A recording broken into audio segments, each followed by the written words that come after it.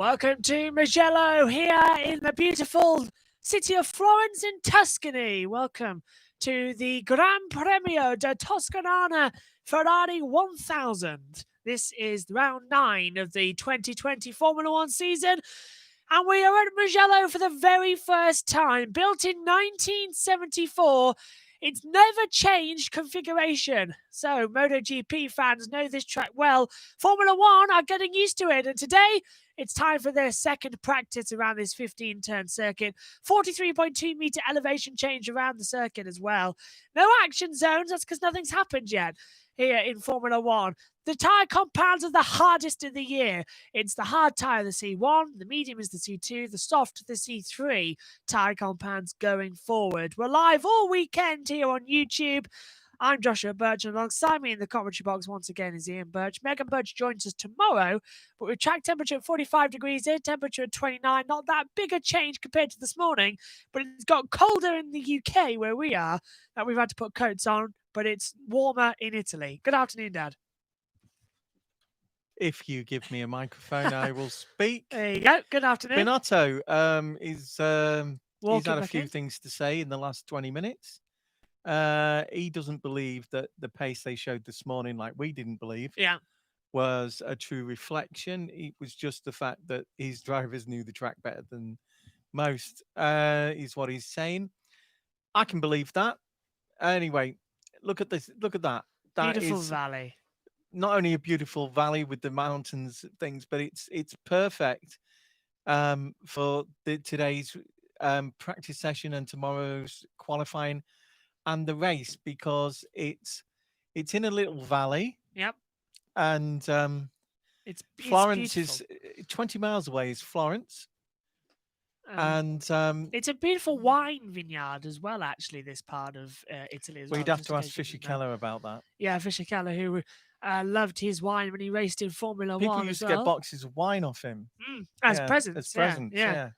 I seem to remember when he won one of the Grand Prix for Jordan, he bought them all a box of wine to celebrate, and they all got very drunk at the evening before the San Marino Grand Prix back in 2003.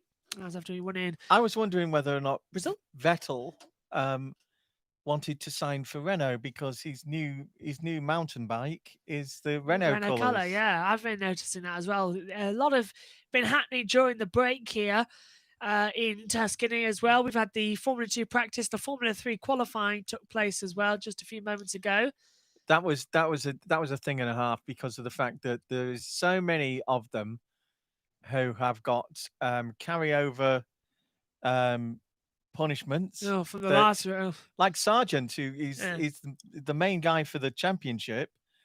He's got a three-place grid penalty for everything that happened in Monza. last time. Max Verstappen's car just being rebuilt. They've had a little bit of issues going forward as well, but they've just rebuilt part of his car. Sebastian Vettel getting ready to come in. So we are all go for this afternoon. We've got about 25 seconds until the green light goes on. As far as I'm aware, but beautiful conditions. Track temperature 44.7 degrees. Air temperature 29 as well. 47.3 is the humidity. And the car, not that different to what we saw this morning, but Ferrari have polished the cars You a little might bit. see a more motivated Sebastian from this week on, because he's settled now. He knows what he's going to do next year. He knows it's not at Ferrari, but he'll be wanting to find his mojo back and produce the performances that we know Seb is absolutely capable of doing. The pit lane has just opened. Yep, the green flag is at the end. The green lights are on, and nobody in a rush to head out onto the track as the session has now gone green, which is surprising me, because this is the time the race will be at tomorrow, on Sunday, and qualifying tomorrow. So get out there, learn this brand new track. It's a bit silly, but no one's heading out. This is also the first time we've had a new European Grand Prix added to the calendar in quite a number of years. Yeah, obviously the pandemic has been responsible for this being a world championship that is only set in Europe this year. Yep.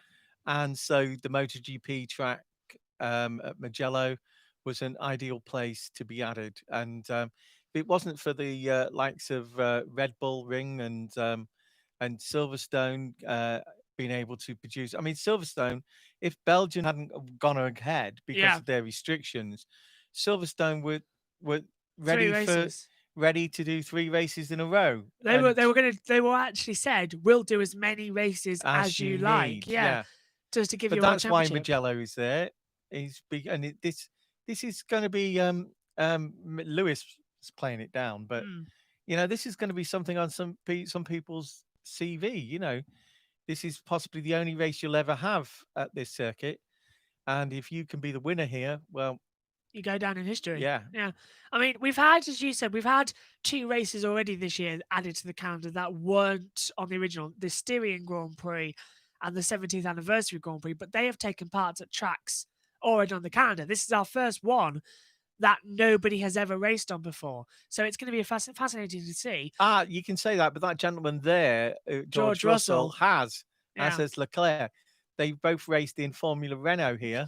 Bit of chafing on George Russell as he gets out of that car. Everyone getting out of the car. That's just George boasting. Yeah, at the moment. Well, the shirtless picture of him has been going around social media over the past couple of days. Hence why his girlfriend's here this weekend. Possibly. George Russell this morning saying that as well, this track is going to be an absolute killer on the neck as well. Yeah, Jensen was saying this. The fact that it's a big downforce track. We're just looking at the lap now. There's 15 to 16, 17 corners. Yeah. Turn 1, it's a slow downhill right-hander, left and right quickly at the exit of 1 into 2 and 3. 4 and 5, a carbon copy of 2 and 3 corners. Downhill, 4th gear, rise up now. The speed gets more and more and more and more. You find yourself not wanting to brake for fear of a lockup as you head downhill before the Aquafibriana corners 1 and 2. Flick the car into the right, climbing back uphill now to the highest point on the track. Full throttle through turn 9, then dropping down into the Mickey Mouse section of the track, which is all sort of single file, turns 10 and 11. Get the car nice and wide at the exit, full power, back uphill to the braking zone for turn 12. Little lock-up for George Russell from FP1. Full throttle through the exit. The chicane now at 13, 14 and 15. Lovely section of corners as well. And the last corner on the track, a downhill double apex corner, which often catches the MotoGP riders out. And it's almost catching George Russell out as well. The car almost sends you towards the pit lane exit. Open up the DRS as you cross the line. And the lap of Mugello. It's quite an intense run. And as you can see, it's non-stop all the way throughout.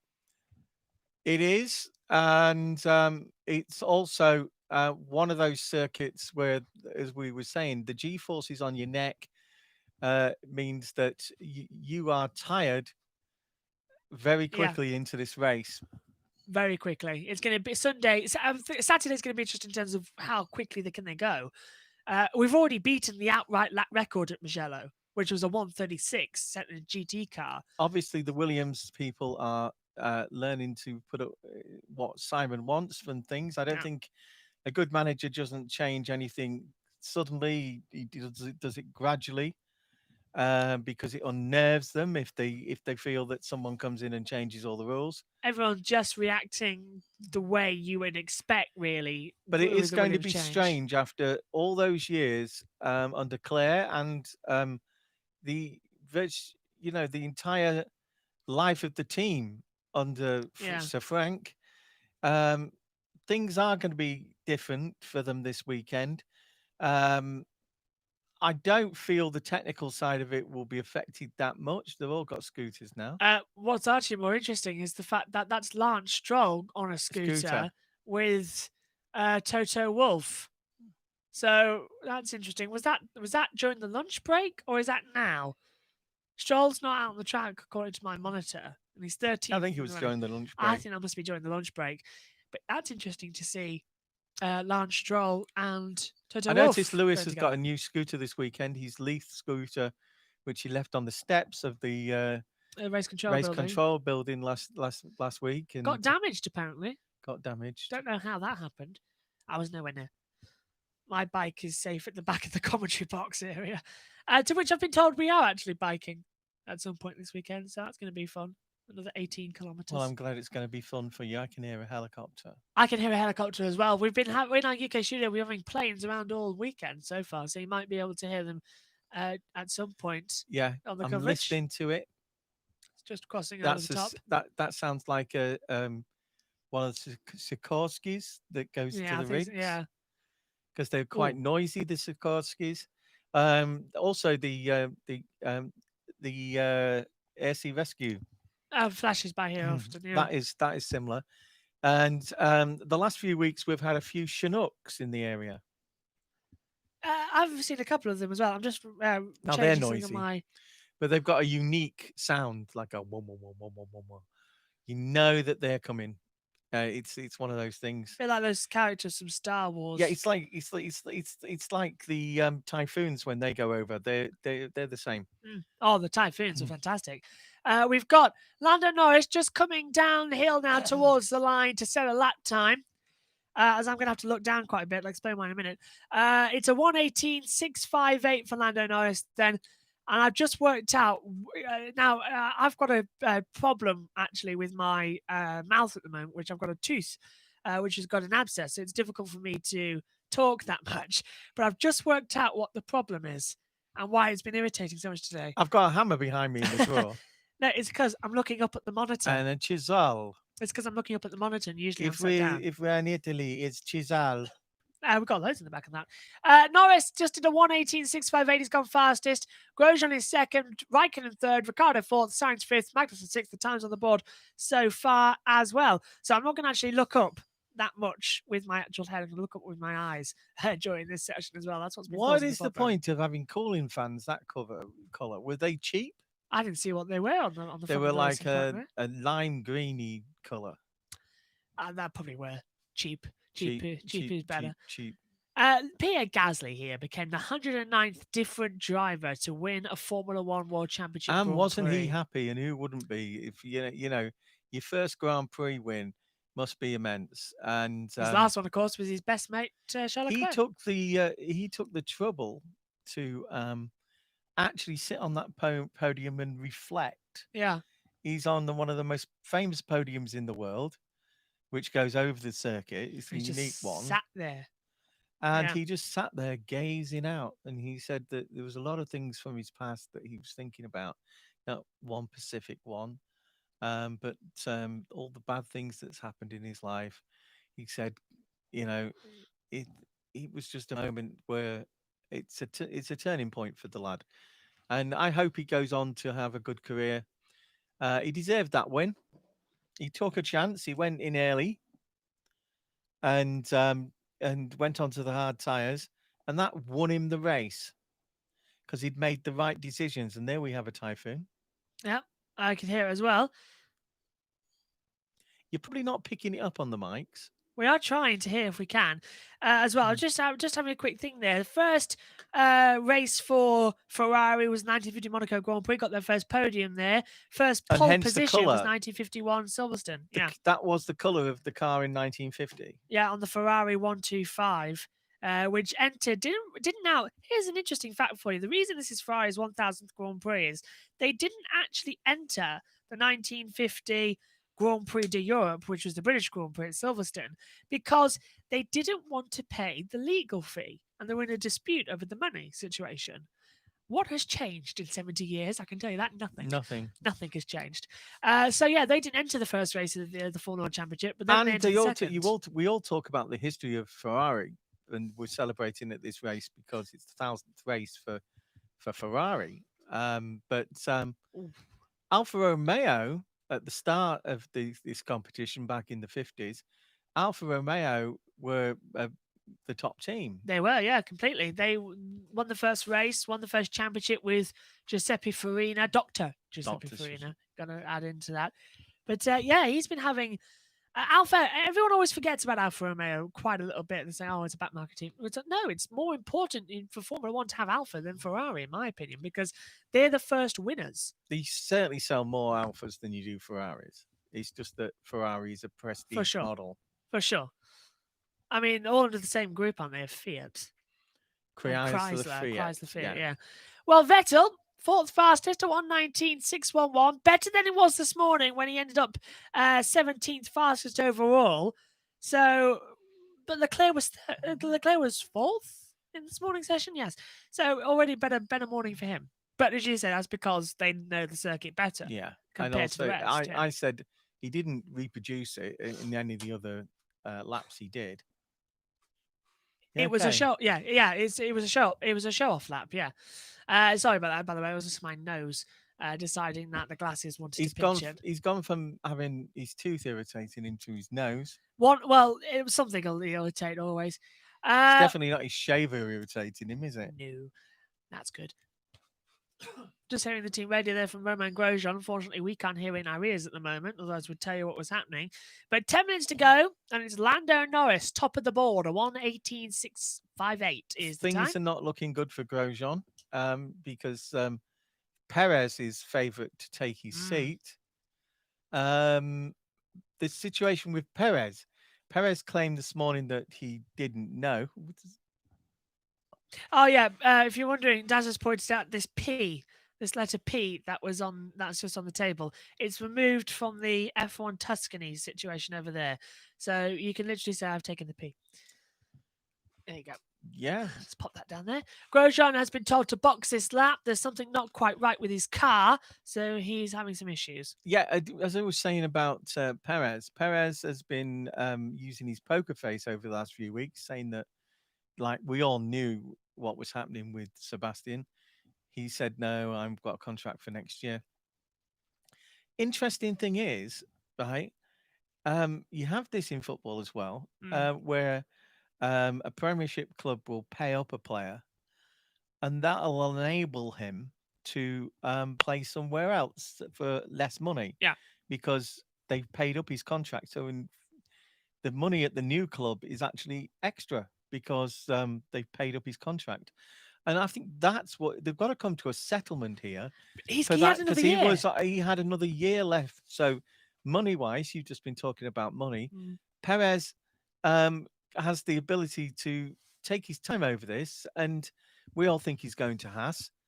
And he could easily accept anything that he gets off Haas is extra money because he'll be paid up to the end of next year. Yeah, he will be paid up there. Yeah. So it's up to 2021, anything he earns with Haas would be a bonus for him. It'd be like having a big pay increase. I would have said if Perez was just a little bit older, is he considering retirement or another series to go into, i.e. IndyCar, as we talked about in one of our old podcast, one of our old live commentaries. I think it was Austria, the first one when we were discussing all of it, exactly who would be where.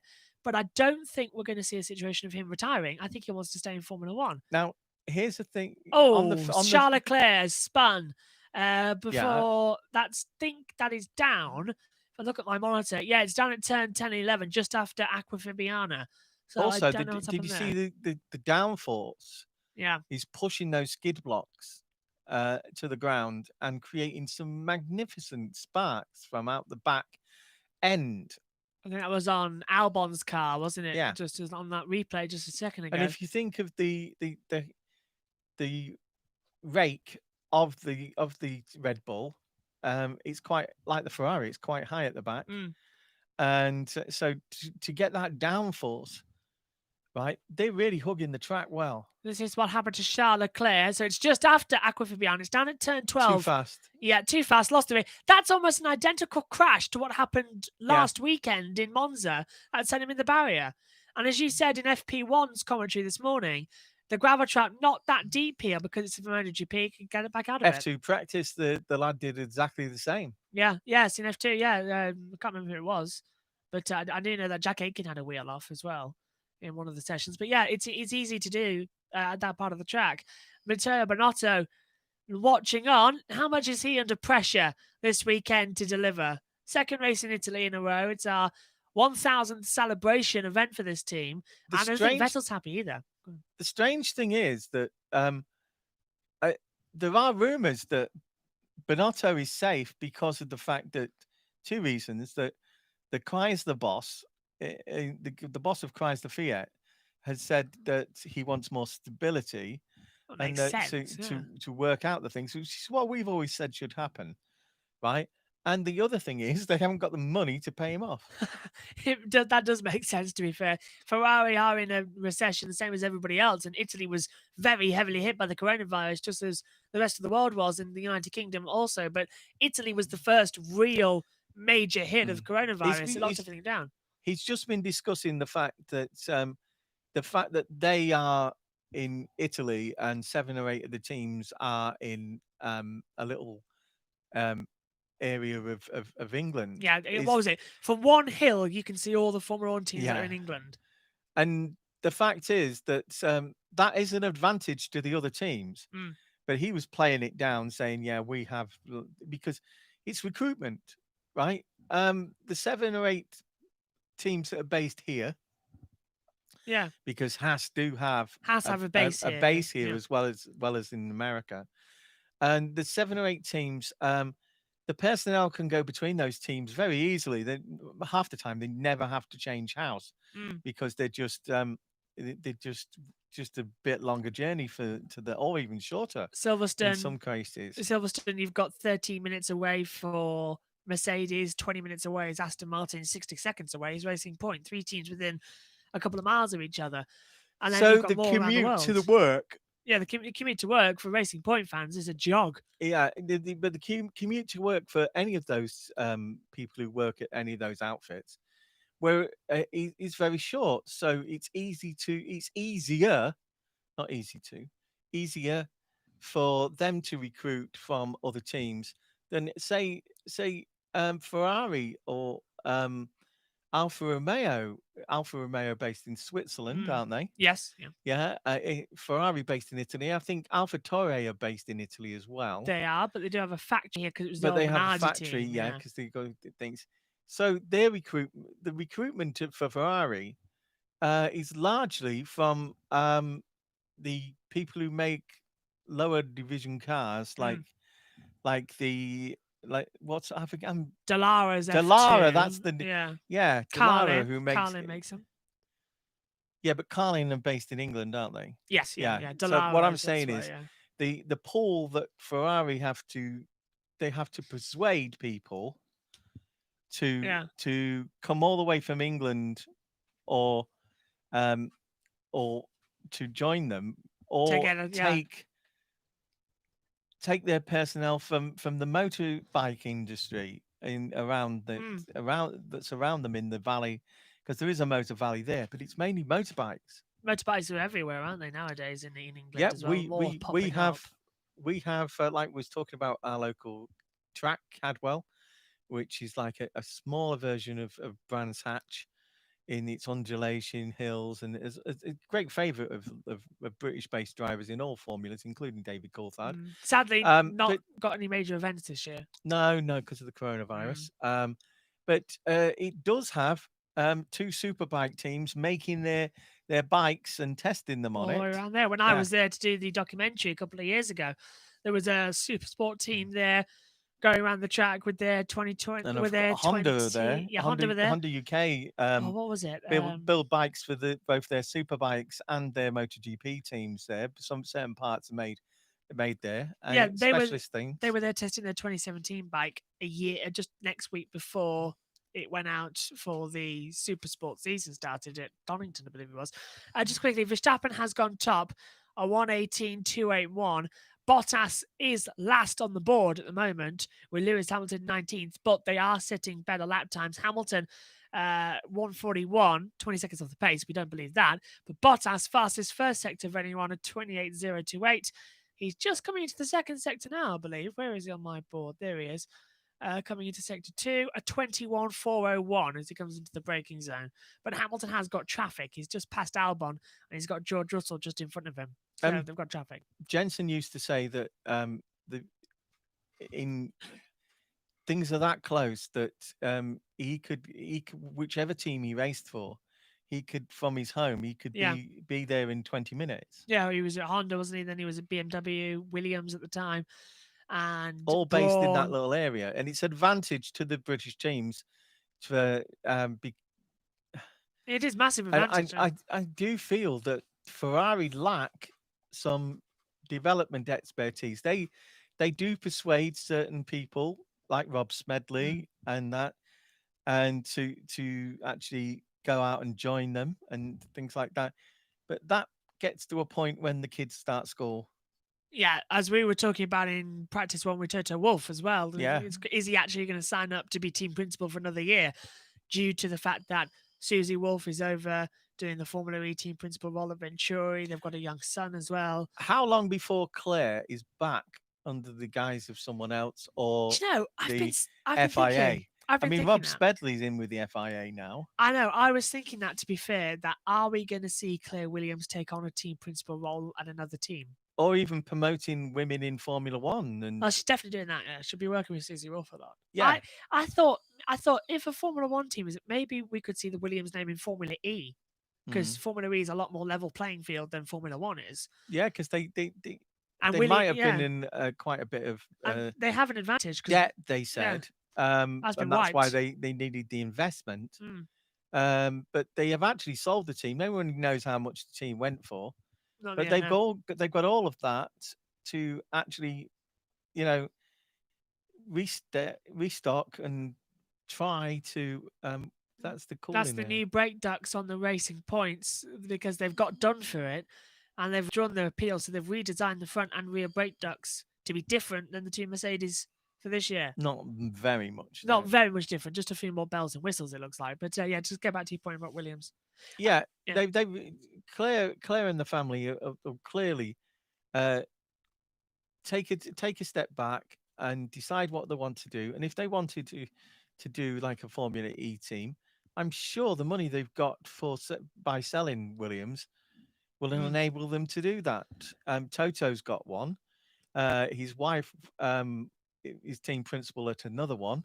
For instance, as well, Williams also do provide the batteries and the control electronics, I believe, for they've got for them. Yeah. And has that been sold? That the factory that produces them, or is it still them? I think it's still his family owned. Is it just the team and the factory that produces the cars? I think it is just the team. Yeah, the Williams Engineering, I think, has remained under the guise of the family. Because that's what it started as. Yeah, Williams Engineering Racing. Williams saying, I can see the front door in my mind now with the Williams Engineering.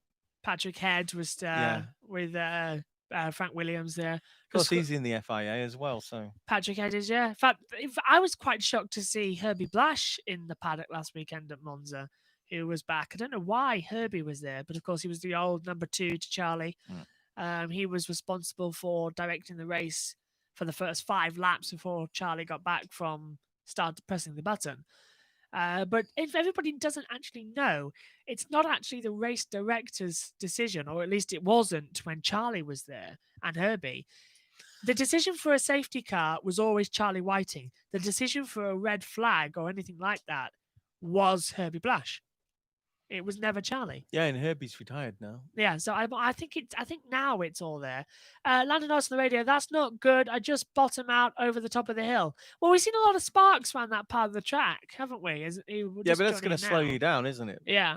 You've got to get as near to the surface as possible without touching it. And if you bottom out, you're touching it. 15 turns on this circuit, of course, as we explained. It's pretty much a flowing part of the track. So it's going to be an interesting situation to see who's going to do the qualifying runs. An hour and 5 minutes to go then in this second practice session for the Mugello Grand Prix, the Tuscan Grand Prix. Yeah, I'm on overtime. Yeah, you're on overtime. You're not usually in here for FP2 anyway. This is what he's paying me. A seal bar, which is basically a penguin. Pick up a penguin. I'll tell you what, I can beat you that. Matt Rizzies, if you want our address, just ask Reckitt and Commons. I've got a toucan. Toucan play at that game. Both the same thing. It's just different packaging. Different packaging. We're in the back of the box, and not in the back of the box. We're back in the box with Lando Norris at the moment. He's been wheeled in. It's a very tight pit lane, as we mentioned FP1 this morning. But look at the pit actual boxes. They are tiny to get the cars into. I'm surprised they actually fit. And that's a very limited workaround, because obviously they're usually done for MotoGP. Yeah, very small pit boxes in MotoGP, mainly so that they can set up these lovely little alcoves inside for the drivers. Yeah, for the drivers. The actual bit where the engineering's done by the engineers on the bikes is at the front and very small. the hospitality area is usually much better. Not like Formula One, which has got a whole row of computers. So it's going to be a bit packed this weekend. It does look it, doesn't it? How are you supposed to be socially distanced in a packed paddock like this? I don't know. Well, they're in the bubbles, aren't they? I think they're glad for the bubbles as well. Glad to see quite a few people at Williams actually still wearing the masks. Which is great news. Not a lot of the teams are actually. Now, it is standard procedure when you enter the paddock, you have to wear a mask. They are mandatory. But we have seen a couple of them glitching, let's say, in the previous 2 weekends. Fans are in attendance this weekend, 2,800 and we've got every day. Robert Rapp has just sent us a message. You're the best. Thank you very much. You is the best. Thank you very much. We take that as a compliment. We're live all weekend long as well. To give you the coverage details, I've got them written here on a little whiteboard. You can write. Yes, I can. Look, there we are. Aha. Free practice 3 tomorrow morning. These are He's using the black pen as well now, which is more useful than the white one he had earlier. And a blue pen as well, though. Yeah, white pens don't actually. You have to put them up to the light to see what's written on them. It's very bad when it's white pen. Just quickly, then we'll go through the coverage details. All times are British summer times as well in our UK studios. So free practice 3. I'm just going to say summer. Yeah, it's British summertime still. Free practice 3. I've got my coat on. Free practice 3 tomorrow morning at 10:55. The Saturday practice review is at 1:30. Qualifying at 1:55. Sunday race review. The Sunday race preview, I should say, is at 1 o'clock. Grand Prix Live is at 2, and the Sunday race review is at 9 o'clock. And don't forget, at 9 o'clock tonight on Friday, British summertime, it's the Friday practice review that happened this weekend. FIA look at the McLaren, what they're up to. Joe Bauer, who was crucial last weekend in allowing Mercedes change the engine units. Go on. We just saw a picture of Alfa Romeo, Kimi Raikkonen's front wing, and it seems so much more chunkier than other people's. Similar design. I've seen it a bit more, but it looks like a heavy cheapo thing that you would buy. I think they're running different setups. I would buy a cheapo thing. I'm tight. Well, money to splash. I haven't. Not yet, anyway. Why, are you going to give me some money? Not likely. Am I getting paid for this now? Oh, wow. Paid? Paid? We don't even I get paid for this. You've cost me a fortune over the years. Ditto. Track temperature. Sorry, this is the circuit things at the back here of Mugello. It's a high-speed circuit, as we know. Full throttle for 46.9% of the lap is at full throttle. So that's 54.1 braking or coasting throughout the lap.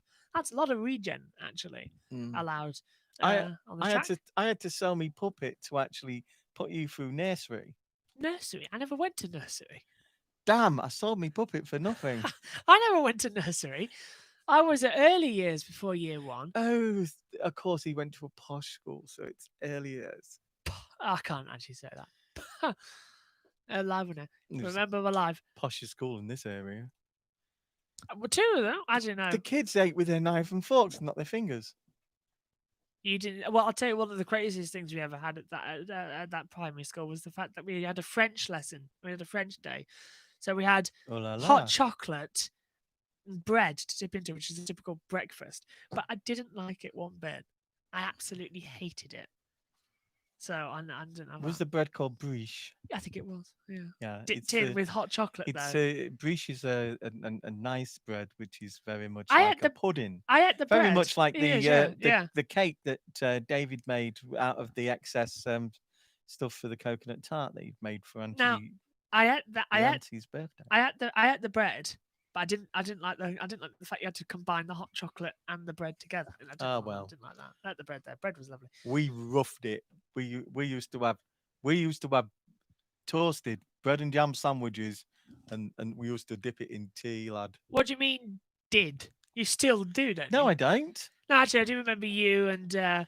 I haven't done it for years. It makes your coffee or tea go all greasy and horrible. So I do love but I do know when we was kids, right? We used to love doing that. I do remember fish and chips. Mugs were bigger anyway. Oh, we've got some big. You dip your fish and chips in your coffee? No, fish and chips, and then have a cup of tea to wipe out all the grease in your mouth. Oh yeah, I do that. Yeah. Or have if you're having something spicy, have something sweet straight afterwards. Agreed. These little gems are brought to you by courtesy of us idiots. Yes, hello. Can you tell we're filling because there's nothing happening out on the track? Oh, you need a filling, then your mouth won't hurt. No, I need a tooth. I need the tooth removing. I've got a drill. I've got the teeth. I need the tooth removing. I've got a drill behind it. I've got an 18-volt power drill that you can plug in. It's not the drill. It's not the drill that needs doing it. The whole thing needs coming out. The whole back tooth needs coming out, and then there needs to be a bigger operation to remove the abscess underneath. When we bought you from the robot center, they never said you'd have problems like this. They said you might just need oil in every so hour now. So well, I wish I could because I'm driving out. Don't let him keep him out in the rain too long because he'll rust. That didn't really work then. Paddling pools when I was younger. Oh yeah, we bought you paddling pools when you was younger. I say younger though. I mean, we did have one last year. The elder two used to have when we lived in Cleethorpes with a bigger back garden. They used to have such a big paddling pool that used to have about 8 or 9 kids in there, and they could all play. Well, do you remember nicely. The one we had last year? I think was the best one we had because last year was a heat wave in the UK, and I got too hot and decided, "Well, that's it. I'm buying a pool," and we put it in. He's 21. Yes, but he bought a paddling pool age 20. But it was lovely just to lay in there during the sun and then have some music on in the background. He had his feet in it. That was keeping them warm and drinking drinking one of those little tubby lagers. Yes, I drank that after. But do you remember how big the pool was? You could actually lay down completely in it and go underneath. It was massive. Well, in that one where I was just talking about, I could actually swim 2 or 3 things to the end because it was about 15 foot. We must admit we do like them, but unfortunately they always end up broke. We can never maintain them. That's because they never bring them in. I know they can never be. The one he's talking about last year was finally got rid of just 2 or 3 months ago, and because you'd never clean it in a million years. Yeah, it wasn't the best. What we need actually, if we do that again, we need one that we can all just completely blow up, and then it just stays blown up. Well, we've got Vettel, Raikkonen. Oh, they're all coming out of the track now. Here we go. Leclerc, Stroll, Perez, Magnussen, Ricciardo, Kvyat, and Russell all out on the track. And Russell's got a lot of leeway he's got nothing in front of him at all. I think Kvyat's catching him fast.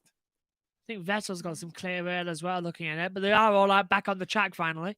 Yeah, Raikkonen's following Vettel. Vettel has got, looking at that. It's a really strange shape, this. It reminds me of that IndyCar track. Is it Mid-Ohio? Where we're at this weekend. Yeah, I know exactly what it means. Mid-Ohio, yeah. It reminds me of it, actually, looking at it. Loops back on itself quite a lot. And back inwards. It's not a figure of 8, though. And with no Japanese Grand Prix this year, we've lost our only figure of 8 circuit on the calendar, which is a shame. But hopefully we'll have a normal calendar next year. I miss the Japanese Grand Prix. In fact, I miss the fact that we're not having any night races this year. That used to be the best part. Well, you just have to put up with Le Mans 24 hours. Le Mans 24 hours. That's next week. Will be next week.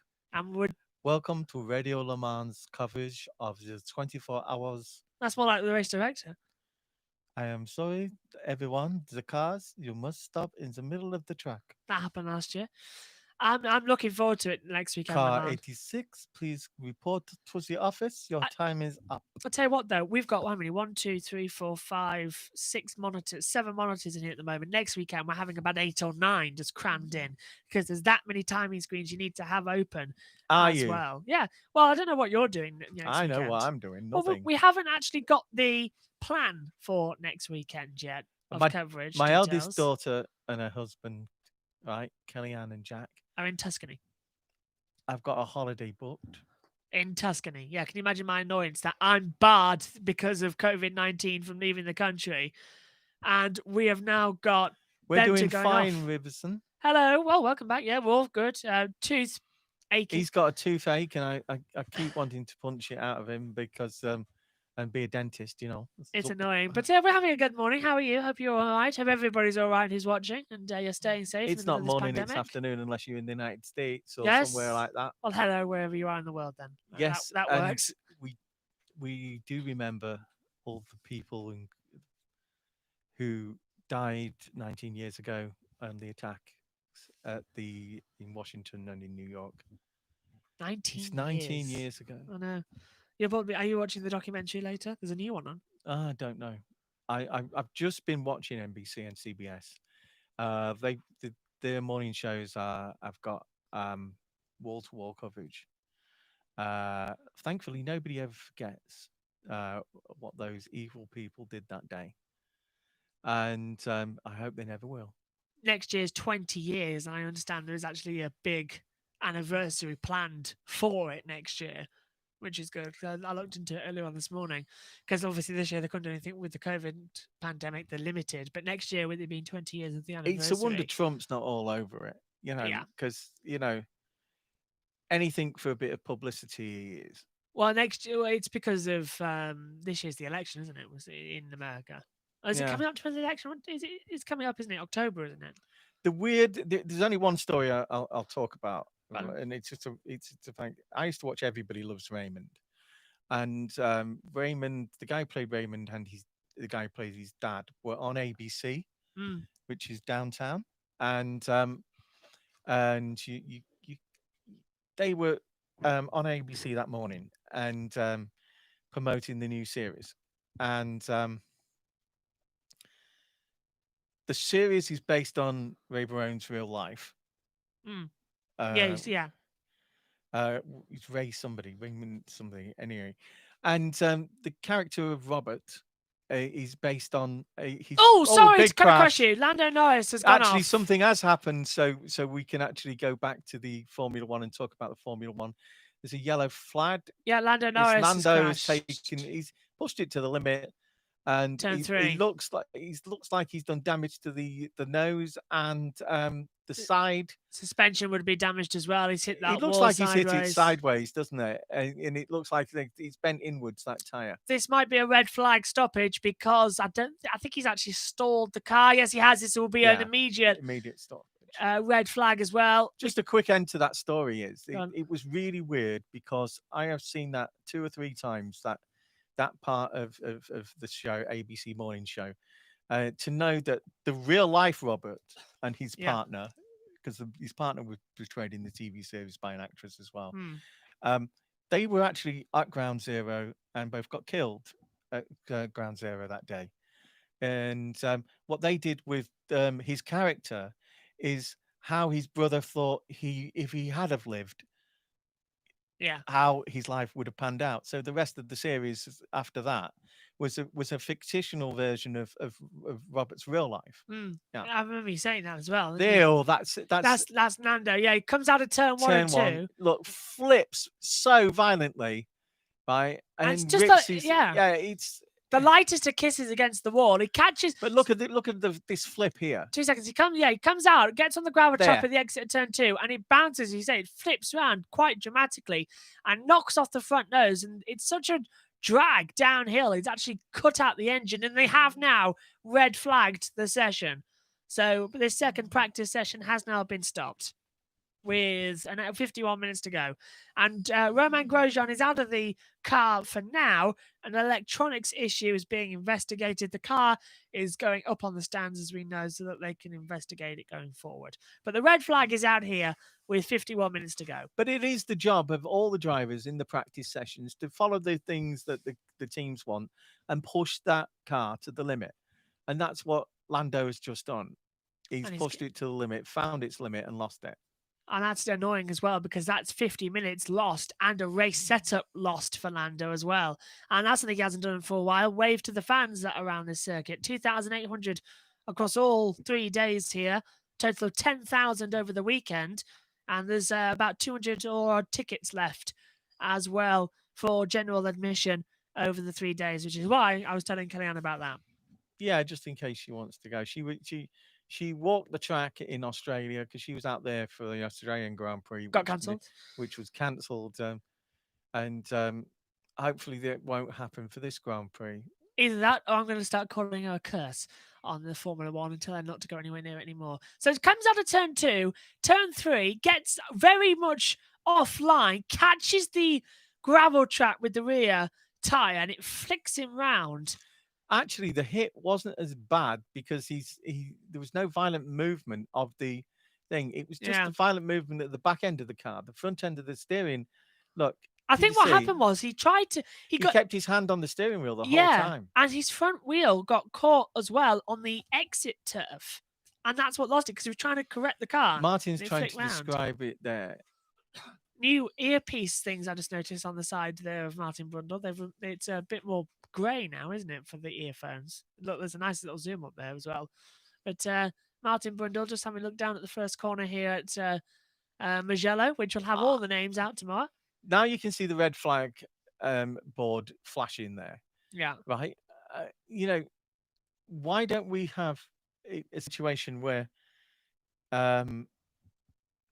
I know they sent messages that the FIA can send to all cars, like they do in IndyCar, like they do in Formula E, and that the actual race director can actually go over everyone's radio. I think after all, they listen to all the radios. Yeah, it should be easy. On their little thing like we've got. They've got a machine there, and they can actually listen in when they use the radios. It lights up, and they can press the button and listen in. I think, honestly, we should have a situation where Michael Masi can talk to all the drivers. Then the situation with Lewis won't happen again. Yeah, because we hear Giovinazzi. Scott Elkin, race director in Formula E, comes on the radio and says, okay, we're stopping the race now. Everyone come into the pit lane, or we're going to throw a full course yellow because this is happening out the track. Just get the race director to get on the radio to the drivers and talk to them and say, look, the pit lane is now closed. The safety car's out. Red flag, everyone come back in. Get Michael Masi to talk to the race director. Now, I'm going to pop out for just a second, as we've got something to do, so I'll leave you in the capable hands of Dad, who will take us through the order here on the screen. Well, considering I can't actually see the screen, it's Bottas, Ricciardo, Perez, Verstappen, Hamilton, Raikkonen, Leclerc, Stroll, Vettel, Norris, who's just crashed, so he's going to stay about the same thing. Kvyat, Russell. Russell's doing quite well. He's up into 12th. Giovinazzi, him at the haircut. I'm back. Yeah. After that, we get Ocon, Magnussen, Albon, Grosjean, Gasly, Latifi, and Sainz. Not a bad running order either. As well, Claire in Sector 5. Claire Megan in is Sector home. 4. Yes, but she's not joining us. No, I know. But yeah, she is home. She's back. And hopefully she's at a lunch this day. She sometimes doesn't eat her lunch when she's at school. What are your thoughts on Vettel going to Aston Martin? That's from Riverson. Well, we said about that this morning in FP1, didn't we? And we'll go over it again while we're on the red flag. My thoughts are that this might calm him down and we might have a better season out of him from Ferrari. Because there is a gap between him and Leclerc and what they can get out of that car. And so hopefully, it's never been about money. The guy's got more money than if he drove from his home to Maranello, throwing euros out of the window. He'd probably have more when he finishes the journey than he thinks. A bit like Paul McCartney used to say. But I think it's a good thing for it gives a prestigious driver a good car that'll motivate him, and hopefully we'll see the Seb of old, because we haven't seen it for 2.5 years. And it's a good thing for Ferrari because he clearly had fallen out with the team and its management on a business level, not a personal level. And the bad thing is Perez. Perez has been forced out. Yeah, it's forced Perez out, but I think this could be the end of not Perez but Grosjean, because I really feel that Perez is such a good driver that a lot of the back end teams will be trying to make space for him, and Haas are the most obvious. Gunter Steiner is openly saying now, which he wasn't 2 months ago. So when this came up that it might be Perez available, and because Seb was going to Racing Point for Aston Martin, that there would be he could change one or two of his drivers. I don't think he's that unhappy with Kevin. I think he feels that, Kevin, like the rest of us, that Grosjean's at the end of his game. Yeah, for sure. I think he's out. I think Grosjean's out for it as well. I don't think he's gonna get a drive elsewhere. Is where no, his future sports cars, isn't it? Yeah, pretty much like we did. Although, having said that, right, because he works for Haas, right, IndyCars and NASCAR. NASCAR, yeah. Gene Haas has got all the contacts in those. He's got a NASCAR outfit. Yeah. But he's got all the. He used to be in IndyCar as well, and he's got all the contacts. Wouldn't be hard to find him a drive. The present IndyCar lineup is finding that European drivers are quite good at adapting to the new IndyCar, and a lot of them, including the young Dutch lad, are having excellent seasons. And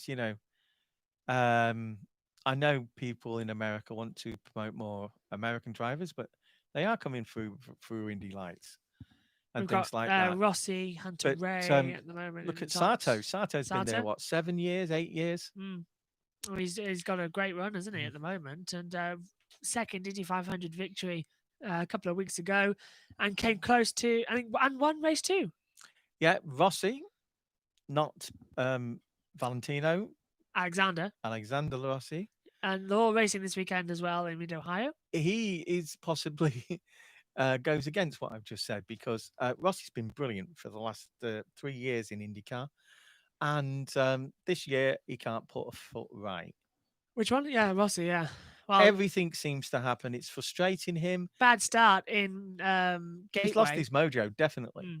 Bad start in Gateway, where the jump start caught him out and his teammate Marco Andretti out, and Zach Veach as well as Simon Pagenaud. You see, this switch of Sebastian to Racing Point, it should get his mojo back, right? Because, and as I said, it could improve his performances for the bad Ferrari that is on the track at the moment. But he's got on the track now, is Vettel. There's the green light has come on. The session's restarted.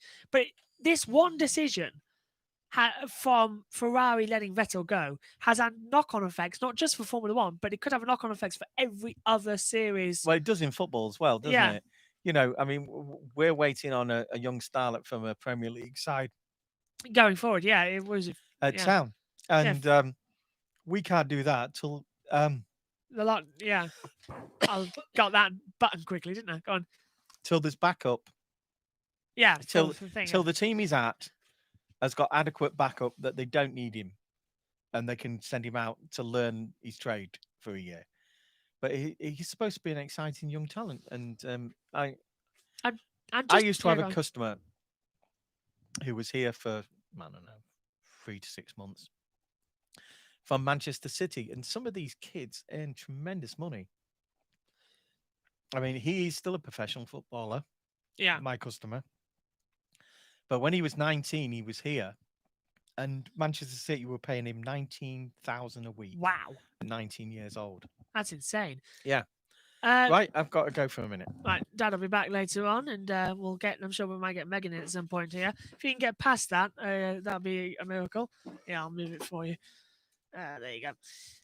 Just moving out this, it's our Tuscan Grand Prix. Use the hashtag F1 to get in contact with us throughout the weekend as well. Hashtag JB Motorsports on Twitter as well.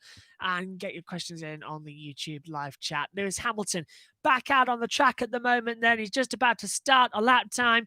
Bottas is the fastest, as Dad said a couple of moments ago before the session got restarted. A 1:17.997 for him. Ricciardo, Perez, Verstappen, and Hamilton is the top 5 as he blasts down the hill towards turn 1, which, of course, if you're a MotoGP fan, you might remember the accident that Michele Pirro had a couple of years ago when a high side threw him off the bike at tremendous speed and knocked him unconscious and ragdoll effect down towards the gravel trap. Luckily, he was unharmed to the extent that he was able to get back on a motorcycle, and luckily he was survived as well. A harrowing accident for that one. Esteban Ocon just popped up to third place, a 1:18.115. Hamilton, 6th at the moment now, dropping down the order. The two Renaults, surprising everybody. Now, those of you who watch us regularly would know that we were hyping up Renault at the Belgian Grand Prix and at the Italian Grand Prix. So it is absolutely fantastic to see that they're keeping that performance up at a circuit that we didn't think would suit them. Latifi goes 16th to 118.983. Hamilton now just coming into the back half of the track of turn 15. Bottas a 1:16.898. That is insane. Bottas already beyond what we were even predicting would be the lap record. Hamilton a 1:17.196 drops into second place as well. So Bottas top from Hamilton, Ricciardo Ocon, Perez is the top 5 at the moment. Ferrari check. Albon just rockets up to third, actually, in the Red Bull, a 1:17.971, if I look at my monitor correctly as well. Gasly goes P7. And Ferrari check for you. Well, Leclerc's in 10th place. Count with me. So Leclerc in 10th. Vettel is 12th. Magnussen 19th. Grosjean 20th. Look at the two Alfa Romeos. Raikkonen is 9th. And Giovinazzi is 17th. So that completes the 6 Ferrari engines on the car. 238 victories for Ferrari, 228 poles, 254 fastest laps. They've led out of 1,000 races they've entered, 462 of them. So those saying that Ferrari are dominant, they are, but the stats don't quite add up. More teams have had some as well.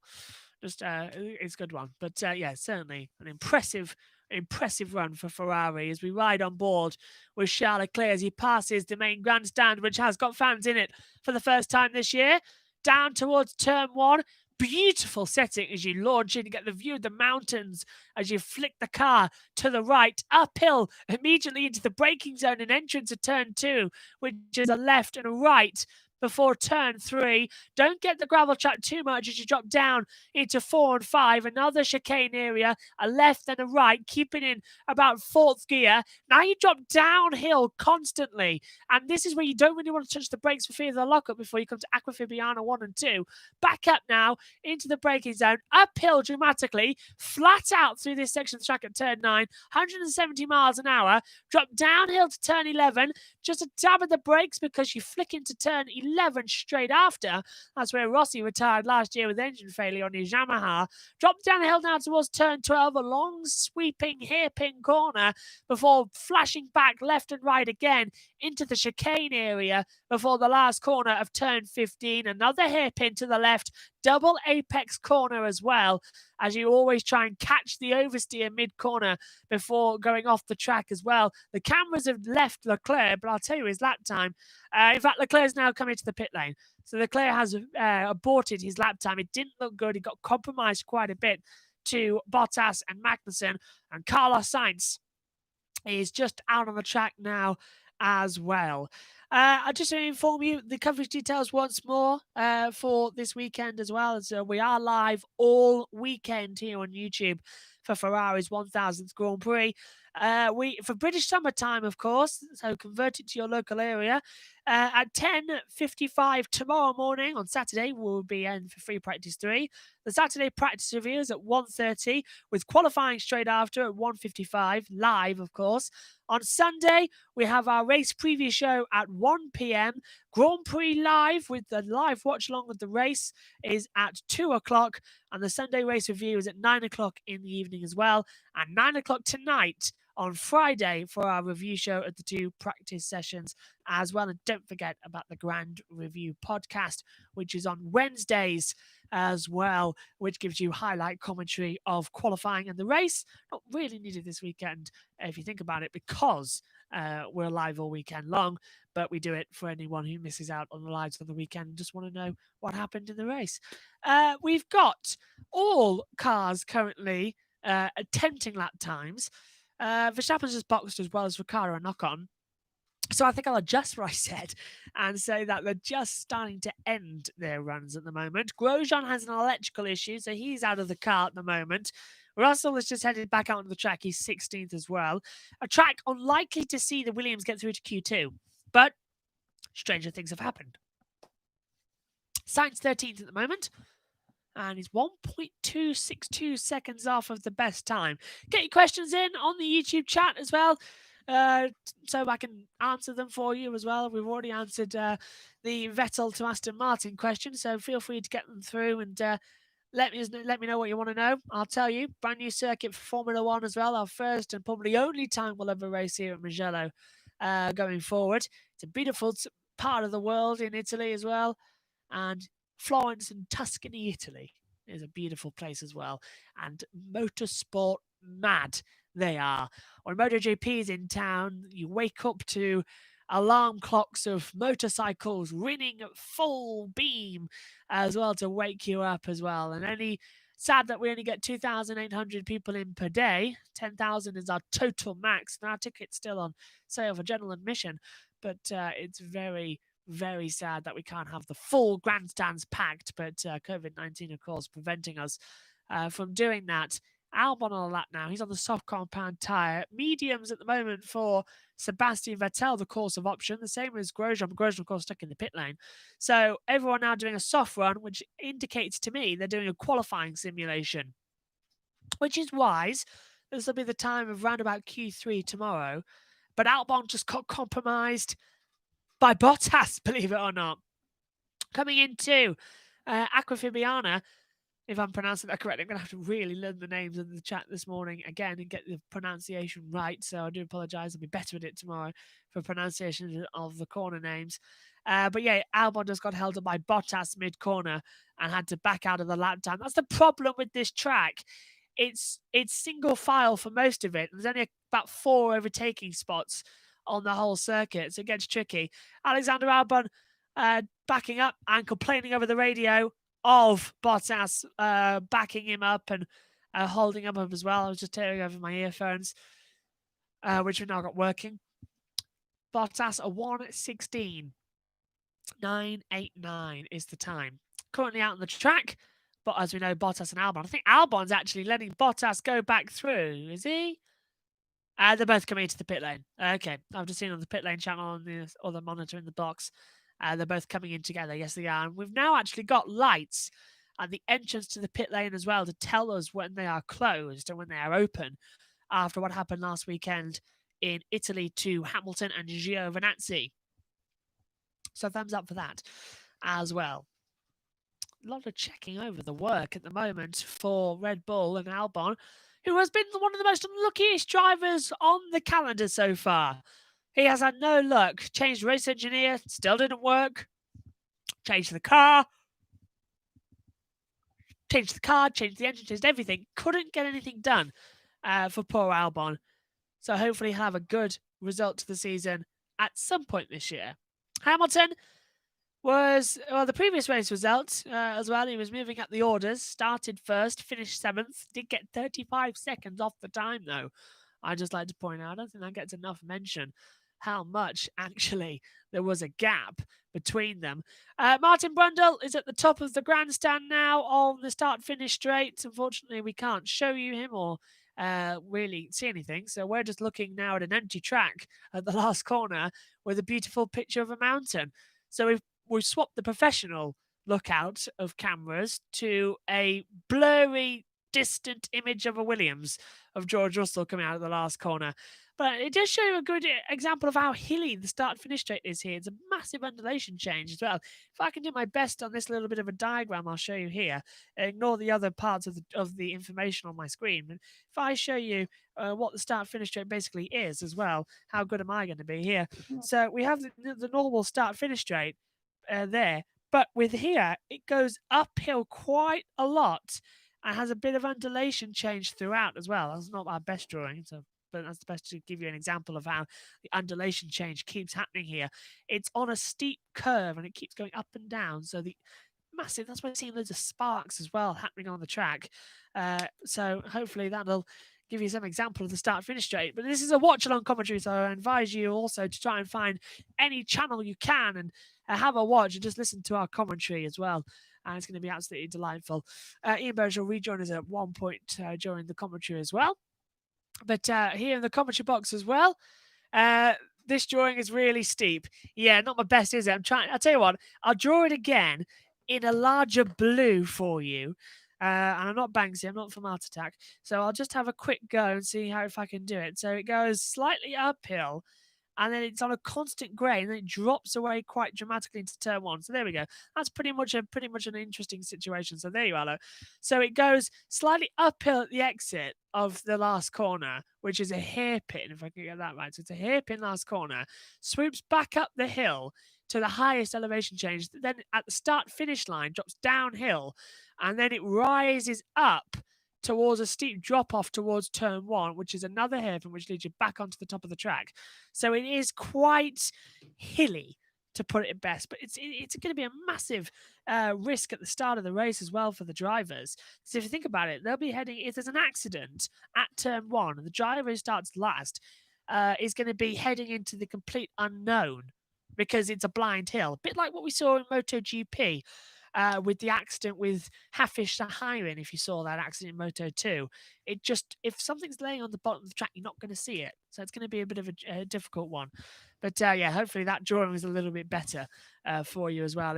We should have actually had at some point a giant touchscreen that would place these flags, and I could, throughout the session, draw things on it for you and take images from the track and show you what went wrong. But COVID has sort of stopped us from doing anything like that because we haven't got the facility to go out, get it, bring it back, and set it all up, because we would need bigger equipment. So hopefully coming soon we'll have something here that we can show you and actually have a proper drawing on. A bit like how you see in IndyCar and NASCAR, the American broadcast, they can draw on the screen.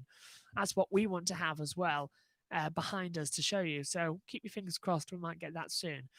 Ocon, at the moment, 6th fastest, just dropping down the hill. He's on a slow lap, soft compound tyre. So starting to think that they've done their qualifying simulations and we're sort of into race run now to see how long these tyres are going to last, which is interesting but disappointing because this is a new circuit after all. I was hoping we were going to have something. Now, what has Sebastian Vettel done? Because he is looking quite slow on the track. So we've got a yellow flag out in the third sector, and it looks to be Sebastian Vettel has done something on the track, and he's the one slow. Now it's looking at turn 13. We have still got the yellow out, but no one's showing us, and we now got track clear. So I wish I could tell you what that was about, but unfortunately I can't. Yeah, Vettel. Sebastian Vettel off track and continued at turn 13 was the information that just popped up from race control. And as if by magic, here's the replay. So coming in the hairpin at turn 12, 13 and 14 is the chicane area. And exactly like Charles Leclerc earlier on in the session, hits the accelerator pedal a bit too much, loses the rear of the car mid-exit. Actually, that was weird because that was at the exit of the hairpin. He had no steering input. He was going straight. He hits the accelerator. The car spins round on itself. That's very bizarre from a straight line accident for Sebastian Vettel. But he's able to kept going on the track. He's kept the clutch in as well. So Vettel able to continue, but just a little embarrassing spin coming out of the hairpin of turn 12. Bizarre. I've never seen that. I don't know how to better give you an analysis of it because that shouldn't have happened. We've seen Leclerc do that at turn 11 at the exit here. I wonder what all this is about then with the Ferrari. Into the pit lane comes Kimi Raikkonen. As I was mentioning earlier, new front wing on the Alpha. Looks a bit more blocky, like it's been made out of Lego at the moment. So I don't know how that's aerodynamic, but we must assume that it is at some point. This is Kimi Raikkonen on a replay. Coming into the pit lane, locks up the front left tyre and keeps on going as well through the chicane pit lane, which is quite unusual for Formula One these days. Ribsum, hello again on the YouTube chat.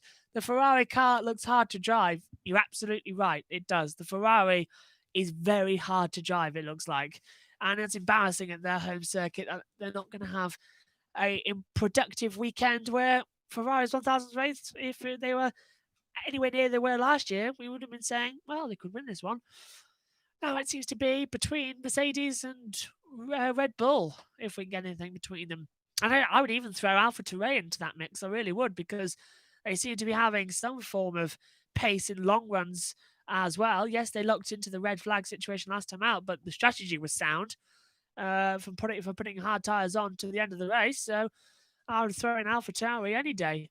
But where is Gasly? We're now 8th with Perez 7th. Renault 3rd best at the moment of the teams, 5th and 6th for them.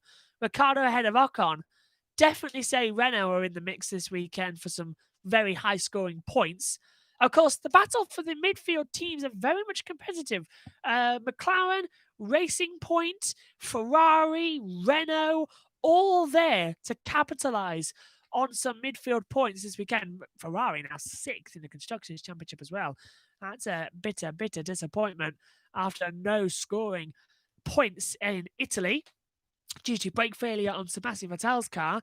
And then a similar accident happening here today in practice. That happened to Leclerc last weekend in Monza, just getting some oversteer, then having the brakes fail on you, and hitting the wall hard at the exit of the Parabolica, which caused the red flag last weekend. On board now with Sebastian Vettel, and looking okay so far, smooth on the track. We cut now to Max Verstappen with the Red Bull. 30.228 is his first sector time as well. That's a decent first sector, but everyone now on race runs as well, which is boring for us to talk about, and as well, because we'll try and make race runs interesting. Is it going to be a one-stopper or a two-stopper? Well, Megan yesterday said that we could see the quickest is obviously a one-stop race, but with it being 59 laps on a very demanding circuit, she did say that it could be a two-stopper to go into the mediums and then the hards.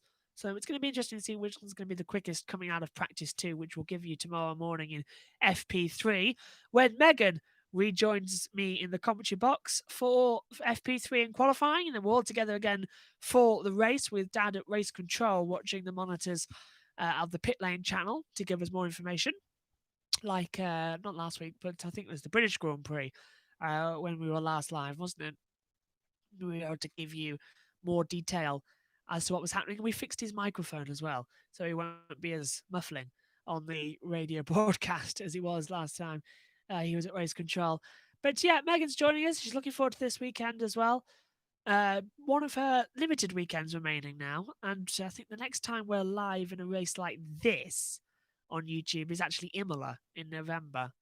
Or end of October, beginning of November, 31st to the 1st, isn't it? So Halloween and day after, we're live for the Imola Grand Prix because it's a 2-day event. We thought, what the hell, let's do that one. I agree as well. Should be good. Ian Birch just rejoining the commentary box in a few moments. Hasn't missed anything, which is a miracle at the moment. Just a reminder, forget Megan's lovely board out here. Look, it even lights up. Where is it? Can I get the light? There it is, look. Hashtag F1, the Tuscan Grand Prix. Let's get your questions in as well. And let me know where you're watching from as well. It'd be interesting to know. We haven't done that so far. Let me know where you're watching from. It'd be exciting to see as Ian Birch rejoins the commentary box as well. Here he is, look, coming through. The back half of the track. Come and sit down. Hello, welcome back. I'll just pop this back over here for you. Bit like a Radio Le Mans session, this actually. You can still hear us, but it's a lot easier to talk to. Welcome back. How are you? You're good? Yeah, I've been talking to my eldest daughter. Really? Not here, are they? No. Thank God for that. On the phone. Oh, right. They're off to Tuscany, actually. Well, I think we'll be hearing as well. Watching from Belgium. Oh, very jealous. Very jealous.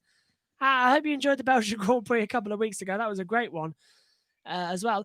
Another one is like Belgium, everyone said, oh, it's a bit dull. No, I loved the Belgian Grand Prix. You had a lot of excitement in terms of strategy. I used to love Belgium. You went there on honeymoon, didn't you, with Mum? Yeah, I went to Bruges and stayed in the Navara. Yeah. Hotel? Yeah, I thought that was a hotel. Can't remember, that came up a couple of days ago, and I can't remember why. I don't know, but Belgium's very nice. Belgium is very lovely. Nice people. The Parisians seem to hate everybody, according to people who go to Paris. So I avoid Paris. But I used to love France. I used to drive all over in France. You did, yes. And you went to Belgium, obviously you said as well. That's 2 more than at the moment for me. But going forward, actually no, 2. How many? Well, Scotland counts, isn't it? Different country. I don't know how that would work. This drawing is really steep. Oh, you missed that, didn't you? You completely missed that. I was trying to explain the elevation change between the last corner and turn one. So I was drawing on the whiteboard here. I bought him a whiteboard. The elevation change. You missed that bit. So yeah, sorry, you'll have to catch up. I bought him a whiteboard, and he says I never buy him anything. Well, Megan's just conned £10 out of me. Did she? Why is that? And did you bet her again? No. About who would be on top? No. Why they're not? Bottas and Hamilton won too. Oh, Mercedes will be on top, yeah, but Ferrari are way down, 10th and 12th. Which is a bit better, but we still don't know what they're operating in today. I must just get some tips because you can get different modes today. Yeah, yes. Today you can have any mode you like, so you can work out what you want to run in free practice 3, qualifying in the race. Yeah, which is what we found out last weekend in Italy during qualifying, because they weren't clear on the rules. So that was a bit of a stupid thing to do from the. Do you know? I reckon the Ferrari car doesn't like hills. Yeah, we've been saying that. Belgium. Yeah, Belgium and Italy as well. We were discussing that actually, weren't we, viewers? Just what was happening a couple of moments ago as Kimi Raikkonen, I think, has had an incident down at turn 1. He's caused a yellow flag, and he's in the gravel trap at turn 1. But because there's nice, shallow little gravel traps, you can actually drive out of them. Yeah, he's spinning the rear wheels, and he's got out of it now. You see, you can't have. This is a MotoGP track, so you can't have a deep gravel track because what happens on a MotoGP bike is if you go into the gravel and it's deep, the front end just barrels down. And like you go over the top, like a certain person did at the last MotoGP race. Yep, and we saw it at Jerez as well. Do you remember? So I lost my voice. It was about time I thought, it's contact! Raikkonen got collected by Sergio Perez coming out of the pit lane. So Perez, it's an uphill. Do you remember what I was talking about the elevation change? It's uphill.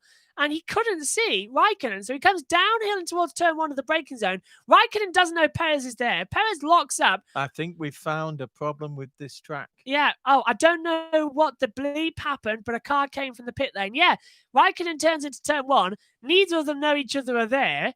And Perez desperately tries to brake and lock up, but he can't do it. And we have a red flag. That could have been nasty. Yeah, that could have been very nasty. We have a red flag, and I think this stoppage is because Raikkonen's deposited gravel uphill at turn 2 and 3. But having said that, looking at that camera angle, that was Raikkonen turning into turn Raikkonen must have known he was there at his peripheral vision. Yeah, that's an interesting one. We'll go back on it again. But yeah, red flag out again then here. Second stoppage. Fred can't believe it.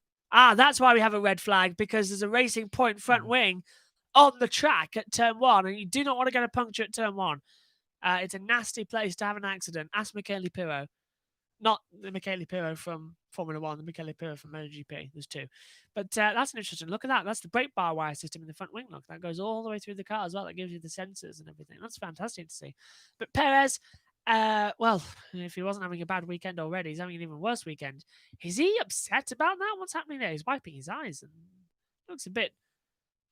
I think, like me, he thinks that could have been a lot worse. That just then, yeah, that would have been. Could have been a side swipe, like into the worst part of the Formula 1 car is the actual bit between the 2 wheels. Yeah, you get hit there in exactly the wrong place. And you can end up very badly injured or, like Anton Hubert, die. Yeah, it's a very dangerous part of the car still. There's a lot of work still being done to try and protect the driver even more. Yeah, bigger side pods. Yeah, but there's limited to what you can do. That's what the 2022 regulations have sort of been designed. See, those side pods are quite strong, but they won't absorb an impact of a straight-on nose cone at 100 and something miles an hour. And that was coming out of the long, sweet turn 1. And so that is broken. I don't think you'll get any use out of that. You should take it off, mate. That's completely broken. Okay, let's have a look on Kimi Raikkonen. So this is it, coming uphill. There you can see the car. You can see that Perez is coming out of the pit lane already. Look, he's even looking over to the side of the track. So he turns in, knowing that Perez is there. Well, where's Perez meant to go? The pit lane exit is on the racing line. Shouldn't Perez have just backed off a little? No, because there's a minimum speed limit. Let's see from his. Yeah, but so it's under investigation by the stewards as well. So he comes out of the pit lane, over the hill, Downhill now towards the pit exit. You've got to keep in the white line, of course. So here's the white line exit. Well, it feeds out. Perez couldn't really done anything about it. He tried to back off and then locked up. Raikkonen just sideswiped him. I would say that was Raikkonen's fault. Was Perez trying to adjust something? Yeah, and then he locked up as well. He tried to avoid Kimi, but Kimi just turned into him completely. I would put that down as Raikkonen's fault because he knew that Perez was there, but he just sideswiped him anyway. That was Raikkonen's fault, in my opinion. So yeah, that's going to be compromising going forward, isn't it? And he's brought out the red flag. Let's have a look why the red flag is out. Turn 1 is session will restart at 16:17 local time in Tuscany. So that is 3:17 in the UK, or if you're in Belgium, as like one of our viewers are, right time. Incident is now under investigation by the stewards, but the track surface has been slippery at sector 2, so that's why the red flag came out. And we are now going green again. The track is cleared. The DRS is enabled, so we are going green again, which is better news. With 13 minutes 55 seconds to go, so all in all, we have got a bit more out of this session, and it's a bit more dramatic, as we said it would be in this morning's session. And we've just found a fault with the track. Yeah, the pit. I knew that was going to be fun.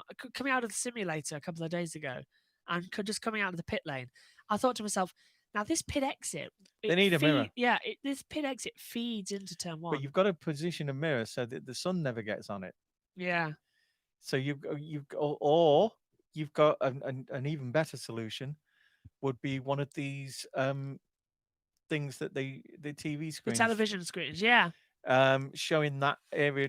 All you need is a fixed camera showing that area of the track, so that you can just glance up, see this note come in, and get out safely. I think you've got to be safe, because if that happens during the race, that's going to be a big accident. And it could happen to anybody. Yeah. It could happen to the back ender coming out and hitting the leader. Ocon and Verstappen. I agree, though. Montoya. Yeah, I agree, though. A mirror or a TV screen, as you say, at part of the track would be good. Now, Hamilton here shouldn't really be doing this, because there's a minimum lap time still in force at this track. He let everybody go to do a practice start. He shouldn't really have done that, Lewis, because there is a minimum time, and he did exit the pit lane as well. So both Mercedes being a bit cheeky there, in my opinion. But Leclerc and Sainz just coming out now. Well, you do push things to the limit, don't you? It's as much as you possibly can. Investigated after the session. So the turn 1 incident involving car 7 Raikkonen and 11 Perez will be investigated after the session. So that could result in some penalty for one of the two cars. My opinion would be Raikkonen who would get that penalty. But we'll find out probably tomorrow morning before practice 3, presumably, which we are live for. It's at 10:55 UK time. So that's 11:55 in Europe as well. Going forward, we've got a ferry on the other side of the river from King George Dock in Hull that goes to Belgium every night. Jealous. I love Belgium. I've always wanted to go. The guy who wrote Everything for the Beautiful South, one of their lead singers, Paul Heaton, he used to get on the ferry and get one of the cabins and spend a week on it, writing the new album. Oh, it's clever. Yeah. Just going back and forwards to Belgium. Yeah. Clever. Him and the guy who was the guitarist. Name escapes me. Yeah, it does me as well. I'm sure one of the siblings would know. One of my siblings would know. Yeah, we love the Beautiful South local group. 11 minutes to go. Bottas at the moment. Actually, the strange thing about that is that they come from Grafton Street in Hull, where the Grafton pub is, which they was always frequenting, burnt down. Is it? Yeah, it did burn down a few years ago, but I think they've repaired it now.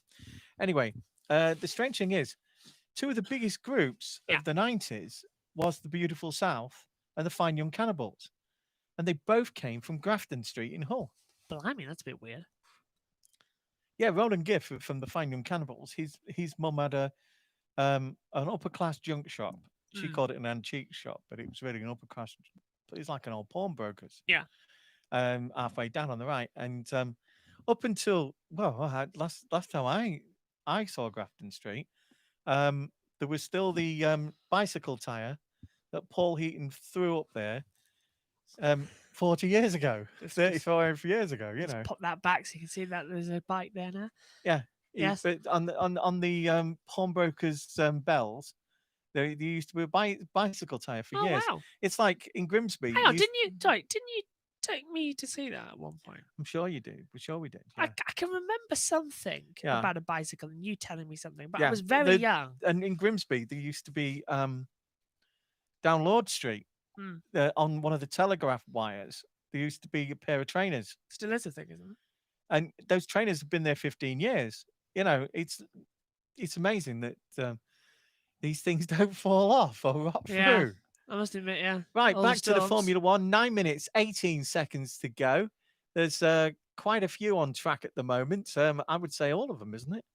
All bar Raikkonen is out of and obviously Norris is out of it. And Norris. Grosjean's still with the electrical. All those who haven't smashed their cars up or damaged them in some way 17 seem to be out on the track. And they're going quite fast. Have you noticed that this particular they're quite quick, aren't they? Yeah, whereas they've been going quite slow, they seem to have upped the gear a bit for this last 8-10 minutes. Yeah, all our timing monitor basically shows us on below here we have an iPad which shows us the timing monitors and what is it? But I mainly look at the driver tracker. Yeah, I've got 4 different pages. They've been slowly going around all afternoon. Now all of a sudden they seem to be putting in a right little movement of I reckon in race pace it looks like Ocon's I reckon this is the practicing the qualifying in the last 10 minutes. I would agree, because we've had race pace done now. That got disputed by the red flags. If I was them, stick on the tires and put some qualifying sims on. You get another set anyway going forward, so why not? And I'm telling you what, I'm very glad, because we were predicted to have rain here on Friday, torrential Don't tell rain. that to your sister. She's going. Yeah, I know. That's why I didn't say anything. But yeah, so it's going. Oh, I'm getting clipped. Carlos, we're on it. That's from Science on to the radio. So that's probably tires, or where is he on the board? He's got no one in front of him. So yeah, presumably it must be engine clipping when he's doing the gears. Antonio Giovinazzi. That's the sort of thing you've got to find out on Friday rather than Saturday or Sunday. Look, Antonio Giovinazzi coming out of turn 2 and the flick to turn 3, exactly where we saw Lando Norris have an accident earlier on in this free practice 2 session. Giovinazzi does exactly the same thing and just about gets away with it. I'm going to do a Faulty Towers with your board. What, knock it over? What are you gonna... No. Oh, move the stuff around. This is a true story, right? When they made the classic comedy Faulty Towers, the outside scenes were filmed at a certain hotel in Torquay. And I'm coughing again. Yeah, sorry. Tell you what, no commentary, no drink. The paper lad, the real life paper lad used to, because these signs were like yours, stick on, right? Yeah. Magnetic. He used to rearrange them to a different thing. Yeah. And they filmed every one that he rearranged, and that went. They were on the entrance, the opening of the titles of the thing, the different like Faulty Flowers and Fowls. I remember, yeah. We're taking the P off, as you can see, if we put it there. Because he's taking them. Yeah, off of the boards. It now just says hashtag F1, not FP1, because it got a bit annoying. So let's get professional. 6 minutes to go nearly in this session. I don't know who's going to be on top of this going forward to the weekend. Mercedes had dominated Friday, but Verstappen had the advantage this morning. You don't know on Friday. No. You never know on a Friday. You've got a good idea who's having a good weekend. Renault, certainly. Yeah, you don't actually. Renault again. Yeah, 5th for Ricciardo. Challenging 6th. the Red Bulls. I think this is going to be a weekend where we see Renault maybe get a podium. I think Stroll's not there to do the fast laps. He got compromised, didn't he, earlier on in the session? Yeah, Perez. I think that is the position at the moment of the 7th and 8th. Yeah. Yeah, 7th and 8th would be their position. Ferrari are looking all right. Gasly's still doing better than Kiev. 15th. Kvyat. Daniel Kvyat. Looking at the board, though, I would say I was mainly worried about Haas because, yes, Grosjean's had the electrical problem, But that hasn't happened for Magnussen, and he's still 19th. Daniel Kvyat PK. Yeah, PK, of course. Daniel Kvyat PK. We'll call him that from now on. The baby was born, wasn't it, a couple of months ago? Was it born last year? Yeah. Is she nearly a year old now? The baby girl? 8 months, isn't she? Something like that. I can't remember. I know it was at some point over lockdown. There was something, but yeah, preseason testing seems like an age ago when we were basically doing test match specials going forward. Oh, test match specials. Hello, I'm Henry. Retired now, hello. You know? He hasn't. He has. He retired a couple of years ago. Yeah. Oh, I thought you said he died. No, he's still alive, but he retired. Last time I saw him on TV, he was fine. He retired a couple of years Henry ago. Blofeld. Everyone, he's coming in from the Trent End, and he's going to bowl. Yes, there he is. Yes, that's it. He's out. That's a good impression, actually. We've just seen Max Verstappen. Yeah, you should do the impressions of posh people. We've just seen Max Verstappen coming into the pit lane Lovely and man. locking Lovely up. Man. Yeah. Very funny.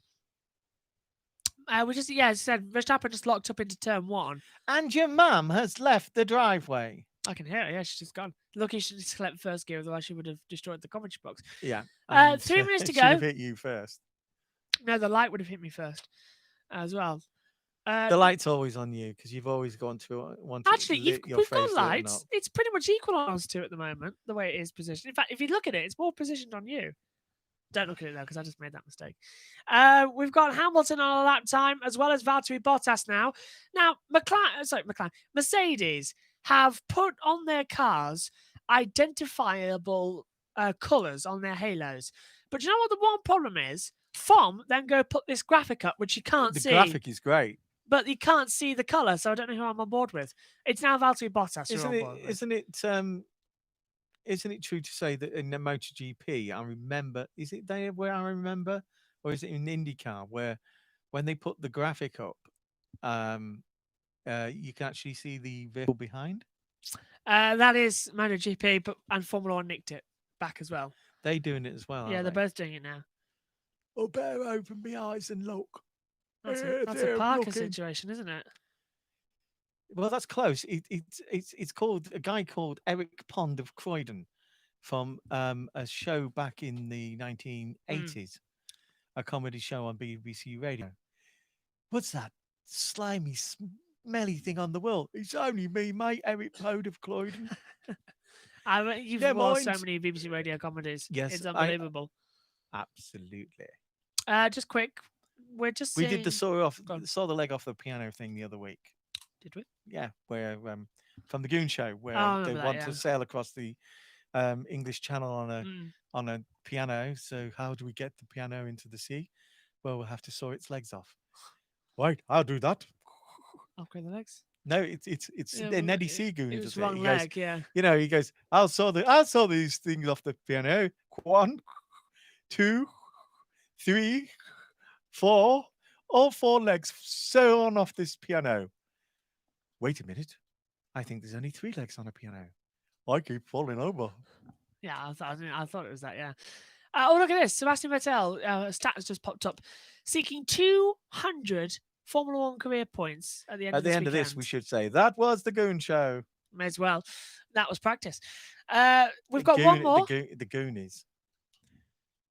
I was going to say something about the Goonies then, but Jack's a Goonie. It's popped out my mind. Jack's a Goonie, and he's an Arsenal fan. I'm not an Arsenal fan. Nothing wrong. I wind him up all the time. Oh, I remember coming in from work one Saturday dinner. Yeah. Right, and he sat in front of the telly watching things, and you just looked at his face to know the score.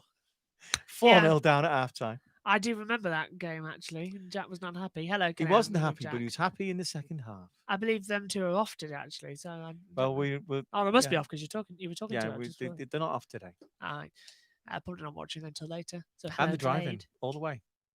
Yeah, that's going to be a road trip and a half. Well, yeah, they'll have to do it in. He'll have to have some rest. I used to rest about Le Mans. I used to. Can't do that now though. Why? It's set up for next weekend. Le Mans been built, and the whole area is closed off. We used to go to a couple of campsites on the edge of Le Mans, because there's loads of campsites near Le Mans, and not this year though. And we used to have a rest overnight and then carry on the next day.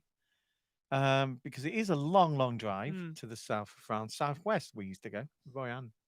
Lovely area. Said last weekend, I think, during the practice run commentary of Italy, that we were supposed to go, wasn't we? In 2004, you were talking about going again, and then you had Megan instead.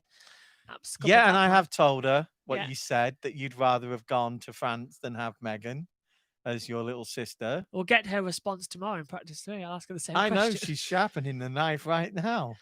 Oh, is that why I keep getting this thing in the back of my head? No, she just put itching powder on your chair today. Explains the hands. Yeah. Explains the hands, to be fair.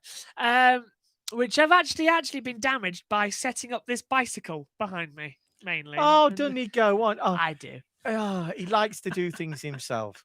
So I just sat there in my chair, and he's got his new bike in the front room, and he's like, checkered flags out, by the way. He has no idea how to put this bike together. And I keep saying to him, "Are you ready yet for things?" For a start, you need tools. Yeah, well, we had some. And you got some from me. I did. Yeah, you did. I didn't. I got the tools. I'm just saying, love between. You were trying to put it up as if it was fit together. Well, it nearly was. Love between brother and sister, beautiful from Ribson. Yeah, you'll see tomorrow when Megan joins me in free practice 3 that it's a love relationship, isn't it? We do care for each other, but my goodness, Megan is sarky. Yeah, and she's brilliant, sarcastic, and lovely, sarcastic. She says what her. She means, and she loves to poke fun at him at my expense as well. Now, do you just watch tomorrow? If she wants to say something, she'll put her hand on my shoulder. Hand on my shoulder. But if she really wants to say something, she'll just kick you. She'll kick and she'll just grab my arm and start squeezing my shoulder. She might look angelic, but she's really like well, we used to describe her that she was the chairman of the Millwall Junior Supporters Club. Yeah, it could be.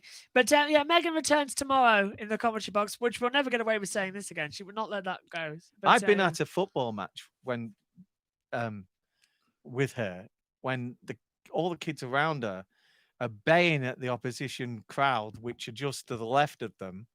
And she was actually well behaved. I was really proud of her that day. Sebastian Vettel is having a little issue on the track, and the checkered flag is out, by the way. The session is over. It ended about 2 minutes ago. But Sebastian Vettel is crawling in, and I think he's actually lost drive, which is a problem. And this is even more embarrassing. Look, he's God, yeah, you know what's happened? What? The elastic band's broke. It stopped. He can't wind it up anymore because it's the elastic band has broken. There is the sight of 1,000 Grand Prix by Ferrari in a nutshell at the present moment. And they've red flagged the session, which is a bizarre situation. It's such a shame because if there's one weekend in this season that you want them to do well, it's this one. And yet again, reliability. They have, yeah. Now this is an interesting situation because after this session, so 2 seconds. After this session, we have got the Formula 2 qualifying, but I've only ever seen this a couple of times. They've actually red flagged this practice session, but it's over. Yes, it's over. So they've thrown the red flag, so no one else does a speedy in lap, which everyone's now in the pit lane. Things had got so bad at Ferrari with him that in the press conference for last week, right, he was asked the question, "Do you think?" Things are put on the other car that aren't put on yours, and he goes, "Yes, most certainly." Yeah, for sure. That's what happens because he's no longer the golden boy, is he? It's Leclerc now at the team. Okay, so he's coming up through Aqua Fabiana, coming into turn 10 and 11. I'm just gonna... Yeah, but you can't hear this on the screen, but I can hear this in my ears. That sounds like a complete power unit failure. What do you think? Turbo. Yeah.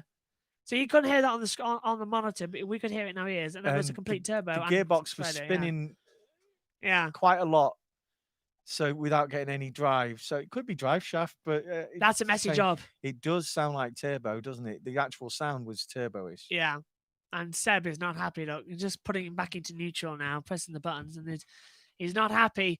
Is Sebastian, as you said, that's Ferrari's 1000th Grand Prix in a nutshell.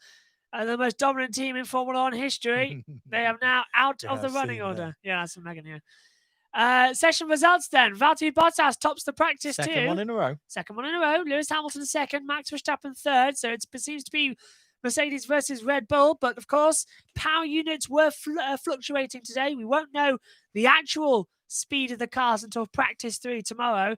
Albon is 4th, Ricciardo 5th, Ocon 6th, 7th for Perez, Gasly 8th, Raikkonen 9th, and Charles Leclerc rounds out the top 10 overall. The lady in the middle house on the right, your washing is dry. Oh yeah, we can see it because they're going over the Tuscan town now, isn't it? Which is all Valentino Rossi fans, as we know.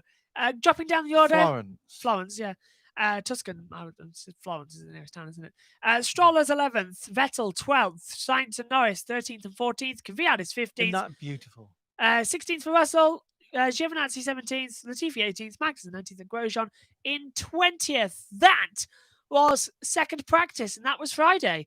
And Dad, Ferrari had a little bit of hope in FP1, but it's been restored in FP2 with the fact that they've got no hope at all. 10th and no hope and Bob hope. 12th. Yeah. That's going to be expensive for Vettel. That could be a back of the grid start. Yeah, because it could mean a new engine. So that's what, 5-10 places? Yep, automatically 5-10 places. Yeah, and they don't qualify that well either. Because it's too early in this. Could it be a Friday engine? Could be, but this early in the season to change it. They'll have the testing one. They might get away. If the one they used in testing, but that was only one for. Yeah, they might get away with the that. 2 cars. It might have. That might be a Friday engine. They might get away with that one. Right, thank you, Dad. We'll see you again. I don't know if in qualifying tomorrow or on Sunday. We'll definitely see you Sunday. And if Penguin are watching. I don't know who makes Penguins, actually. Matt Vittis. Thank you very much. Right, let's give you the coverage details for the rest of the weekend. Don't. We'll have a PO box soon if our subscription rate goes up. Oh. Yeah. I'm just looking at the documentary. The fire of Verstappen. Jos Verstappen back in 1994, yeah. Coverage details for the weekend then. We are back later on tonight with the Friday review show. That's at 9 o'clock UK time.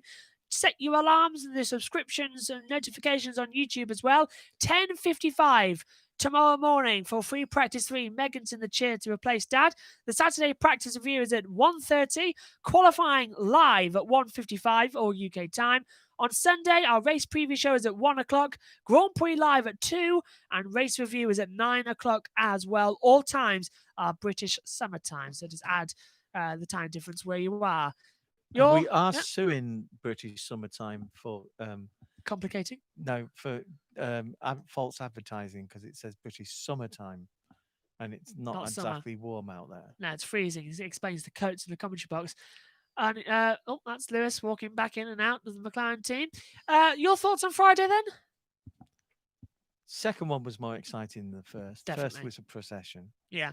There was a few incidents in the first that's one of them we didn't notice. Oh yeah. And where cars got too close to each other and things like that, and bunked up together, weren't they? Yeah. Certain Mr. Grosjean didn't like what had happened and tried to force. Was it Raikkonen off the track? I saw that. Yeah, Raikkonen's been in it again today, hasn't he, with that accident? Right, we're just out of time then. Here, join us tomorrow. And Sky are going to be the 3 degrees. Yeah, it looks like it as well. They've got boom mic there for some reason. That's for Toto Wolff, who's now stopped cycling. Right, join us tomorrow, UK time at 10:55 for the third practice session, and later on tonight at 9 o'clock for the review show. Friday's been interesting. It's Bottas, Hamilton, and Verstappen. Bye for now. Sunday.